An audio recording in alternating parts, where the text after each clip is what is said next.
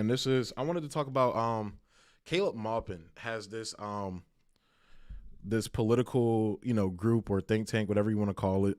It's called the Center for Political Innovation. And let me pull up their website because I think this is so important to talk about right now, to talk about solutions. You feel me?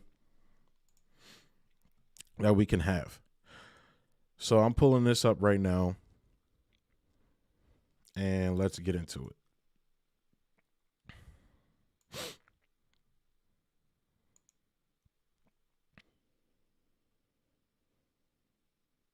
All right. I think I'm going to go full screen with it. All right. So this is like their main website, and I thought this was amazing. And Caleb wrote this as well too. So, but it says we need a government of action to fight for working families. So one of the things you hear people talking about is, obviously is the rising gas prices. Is something I'm talking about because I have to drive, to work and things like that.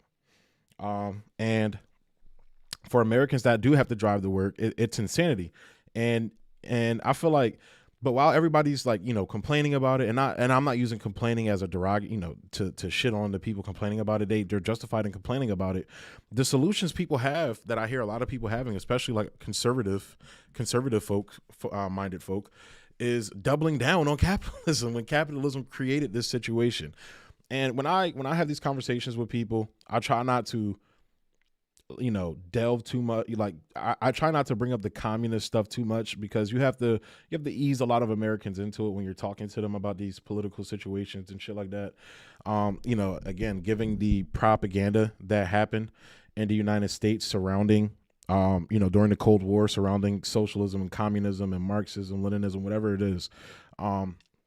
People aren't going to be very, responding to it because of what they've been propagandized to believe what communism is. But I just thought this was important to talk about this because I think we should. And what he talks about here is a 4-point plan to rescue the country. So it goes like this. We, the Center for Political Innovation, see that urgent measures are needed to save the country from the disaster created by the greed of billionaire bankers and capitalists. We put forward this 4-point plan. A mass mobilization to rebuild the country. Now is the time to hire the millions of unemployed at union wages. Put them to work rebuilding the roads, bridges, water treatment facilities, power plants, schools, and hospitals of the country. High-speed railway must connect the Midwest and South to more prosperous regions. The universities must be revamped. So once again, we are turning out the world's greatest scientists and engineers. And that's I like hearing that because I feel like the big conservative argument, conservative versus liberal or progressive, whatever you want to say, argument against, with each other about education is that, why can't the conservative point is why can't kids go into trade, and then you hear like the liberals saying, well, people should have the right to go to college. But the argument they're not making is like, yeah, we need people to go into trades. Obviously, I would never argue against that. Like trade work is something that if, especially now, look into that, obviously do that. I think a lot of Americans should do that, but we also need people going to school, learning to be engineers and scientists and all this for innovation purposes. Like this is why America doesn't innovate anymore because most people can't afford to go to fucking college. So they either get caught up in doing, bullshit work or they, they're not doing something that is going back towards furthering America's creating innovators within America. That's why America is not at the front line of any technological advances, in my opinion. You're seeing that in Europe, and in the East, basically, and in Europe. You're not seeing it, innovation like that in America anymore. And I like that he talks about that in here because I feel like that like they need to be revamped. We need kids going, like he said, going to school to learn to be scientists and engineers. That's what we need to be, imploring people to do for innovation's sake. So continuing. And all right, now the second point is the very important point that I think plays into what's going on right now. And that's 2, public ownership of natural resources. It has become clear that big corporations and banks are not trustworthy in their management of America's oil, natural gas, coal, timber, and other natural resources. As communities across the country fall into greater poverty, Wall Street monopolists enrich themselves from the natural wealth of American soil. Nationalization of these resources will end the budget deficit. The profits from America's wealth must go to the country overall, not into the pockets of a few bankers. Popular power will be far more capable of managing these resources in a sustainable and eco-friendly way to ensure a better future of the incoming a better future in the face of the looming climate crisis. And that's something that people aren't talking about. And I think that kind of goes into like the first point as well, is that while you have these environmentalists that, boycott pipelines and all these things, and there are horrible things that come with pipelines. I'm not denying that. Nobody's denying that. But to start punishing the American people who have, like I said, who have to drive every day to work is not the solution, because you're going to get the American people doing what they do now, telling you to fuck off, and they don't want to hear anything. So my thing is, we need to be pouring at, like, I would, in my opinion, I say we take half or more than half of what we spend on the military and dump that into researching alternative energies, not just solar and wind. I'm talking about nuclear. Now, I know a lot of, and specifically nuclear fusion, investing heavily in that, investing heavily in hydrogen, all of these different alternative energies that other countries like China and Russia and all these other places are looking into, that we're not funding at the level that we should be. We should be funding these things at the level we're funding the military, and we're not. We're just not. So those two things work in tandem with each other, in my opinion. And it's definitely something we should be talking about. And continuing on, public ownership. We already did that. Number 3, I think this is important as well. Public control of banking, speculation, money created from money with no real added value hangs as a curse over the U.S. economy. The Bible, the Torah, the Quran, and every major religion historically has forbidden the lending of money at interest because it creates an ultra-rich creditor class, bringing the problem of monopolistic stagnation, extreme centralization of wealth in the hands of a few. The lending of money should no longer be carried out for profit, but should be done by communities and the country overall at the local, state, and federal level. In place of the financial sector, a national bank as well as many state and local banks should be created.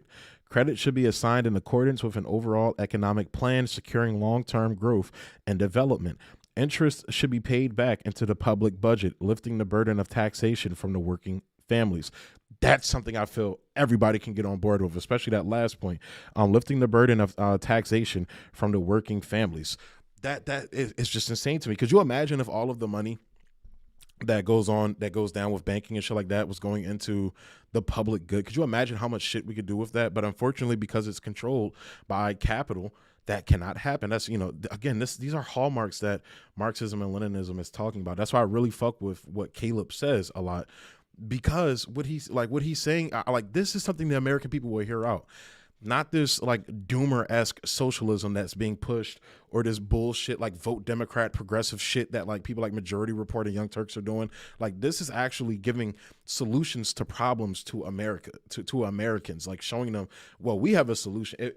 If those people like TYT, Majority Report, all these other people were pushing this, they will be they will be really changing Americans' opinions, really changing the narrative, surrounding how our economy is structured. But they're not. They're pushing liberal claptrap bullshit. They're clinging to identity politics, and sometimes in the case of people like Kyle Kulinski, Crystal Ball, people like that, they're just out to make the bag in this thing. You feel me? They're right on some things, but again, they're fence riders. Like, they go with the wind. They go, they go with whatever's popular, and they don't go against, or they try not to push too hard against the narrative so they don't get yeeted out of here like a lot of other people have. So shit like that. That's something that conservatives, I feel, liberals, more so the actual working class America will fuck with. And you don't have anybody saying this except Caleb and the CPI. So I think this is what he said there is very important.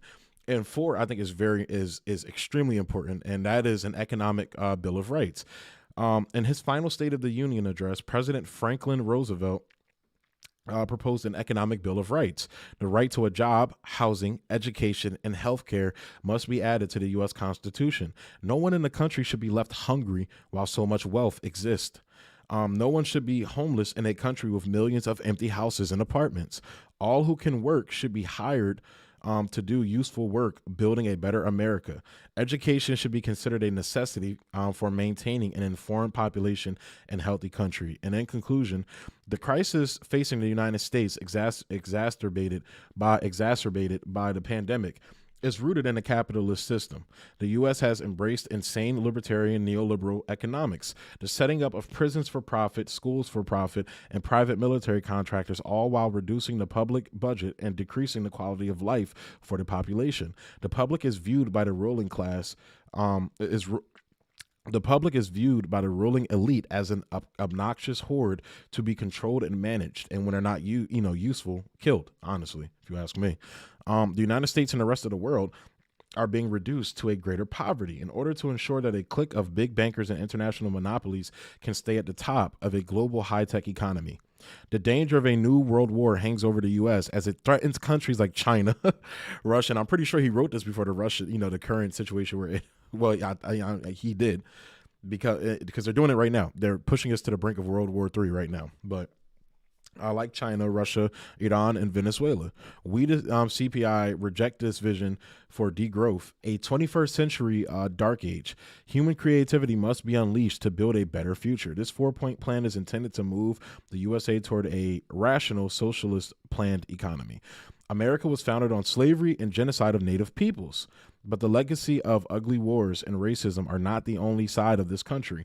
Within U.S. history, one can find a long history of progressives, abolitionists, suffragists, labor unionists, peace activists, innovators, and optimists are just as much a part of America's history as the warmongers and monopolists.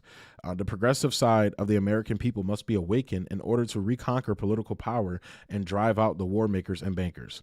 The current economic crisis is giving birth to a new generation of young people who are engaging with left-wing and revolutionary ideas in the hopes of saving the country from the nightmare of capitalism.